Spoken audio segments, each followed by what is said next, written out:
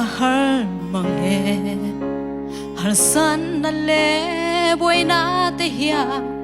ni tin min war china trần pui tu re ngom lâu ang hian thin lung arum china lalpa be say na ero anung reng chi kata lalpa atha ani o kata atha ani kakong tatluang ilang lo ma se hey ka shere min en kol chi min mangai tu ani ke katan hiya lalpa atha ani ilam hoi nang ngai tu I hoi san ngai noa imu tir chin ingai sak zia iti sak an soi chi kei be sei tu reng nei lo hi lalpa ilam ka hoi nang ma chau ini kan be sei mei eng chu kata lalpa atha ani o kata atha ani kakong katluang in lang lo ma se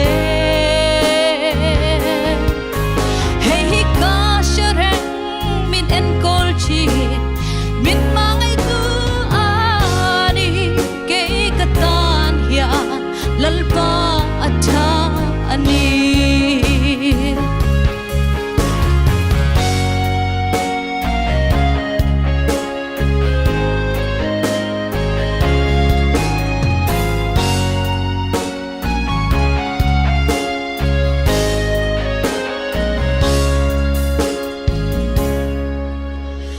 malam chan tu te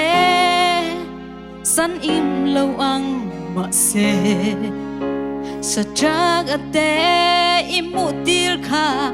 iti sak an chang chi ke bo lal pa he ka du bel ike bula hi chu chu rong hianin ke song kring chi ne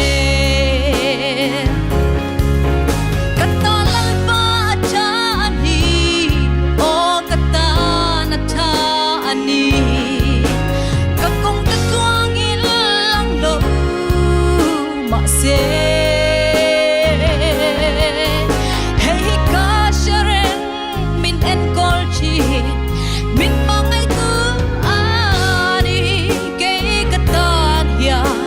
lalpa atha ani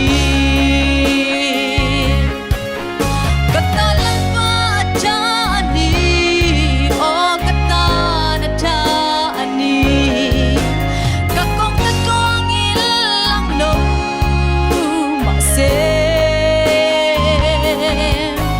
hey ka shereng min en kol chin min mangai tu ani ke katan hiyan lalpa atha ani patu pa min thana pa toy na kem pyo tang ton tung ta hen ke ading in to pa hoi lua chi hi mo ke ka khia